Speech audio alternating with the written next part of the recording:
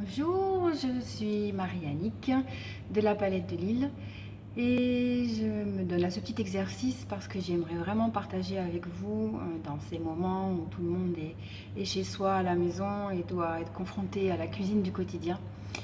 Mais des petites astuces, voilà, des petites choses qui vont vous permettre d'égayer votre cuisine de tous les jours tout en étant saine, gourmande et savoureuse parce que vous allez voir, c'est des petites choses qui sont vraiment très délicieuses. Voilà, je vais essayer en tout cas de vous présenter des produits auxquels tout le monde puisse avoir accès, des choses simples. Si un jour j'ai j'ai envie de vous partager une recette avec des produits un petit peu plus spécifiques, eh bien j'essaierai en tout cas de vous proposer une alternative. Et puis en tout cas ces petites vidéos, je les vous sous un format court de façon à ce que ce soit facile pour vous à comprendre et surtout ludique parce que c'est ça le plus important, se faire plaisir pour pouvoir laisser place à la créativité, à votre créativité. Voilà, bon, assez parlé pour aujourd'hui.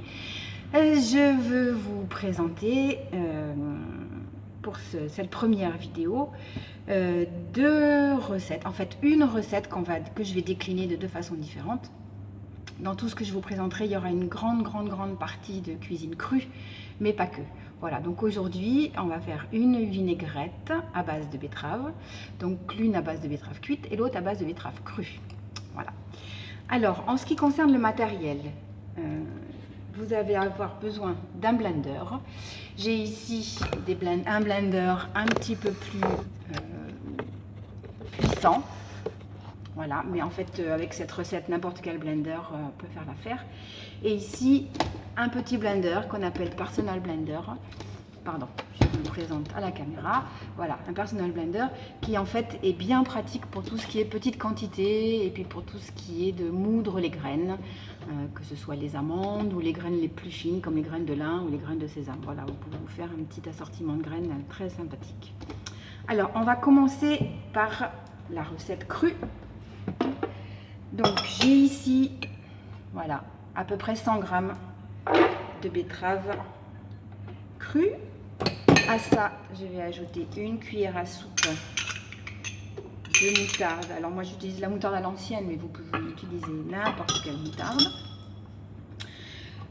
Je vais mettre un petit peu de gingembre.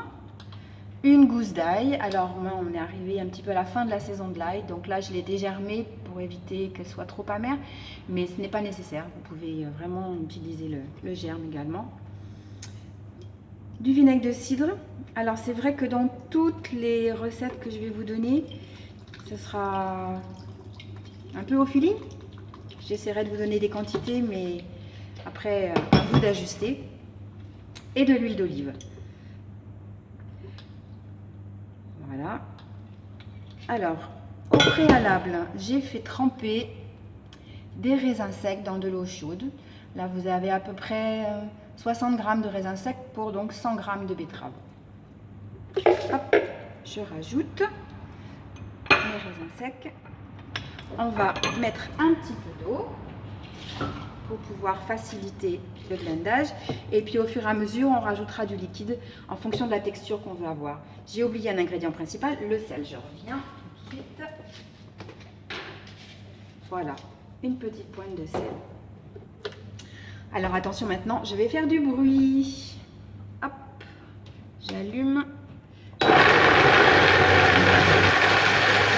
un petit peu de bruit. Vous voyez cette belle couleur rose. Et je passe en vitesse supérieure. Hop. De façon à obtenir quelque chose de bien mixé.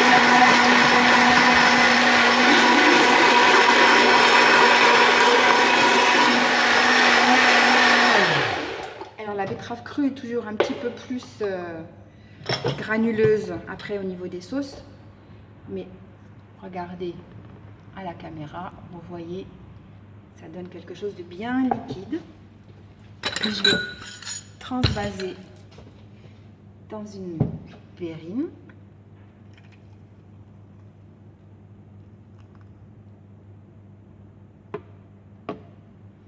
Et voilà.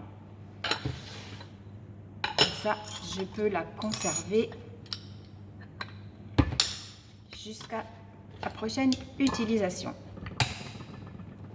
Voilà, ma petite verrine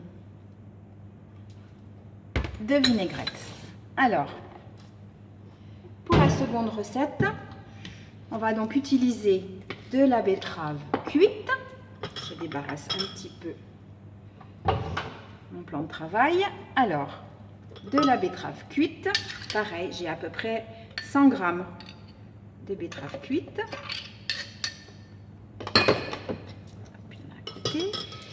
Également de la moutarde à l'ancienne. J'ai mis une cuillère à soupe. Voilà. De la même façon, un peu de sel, une pointe, du vinaigre de cidre. Voilà. Je rajoute un petit peu de vinaigre balsamique, une pointe, et mon huile d'olive.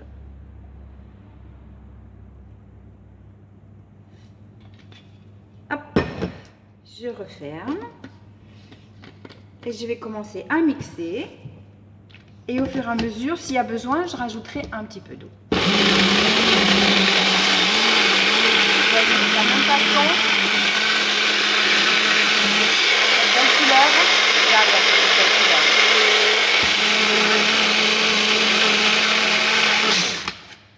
Voilà.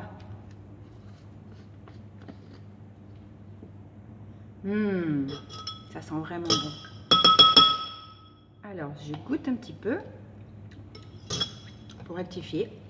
Super, c'est parfait. De la même façon, je vais la mettre dans une petite verrine. Alors, celle-ci est un petit peu plus épaisse, donc on aurait pu la liquéfier un peu plus.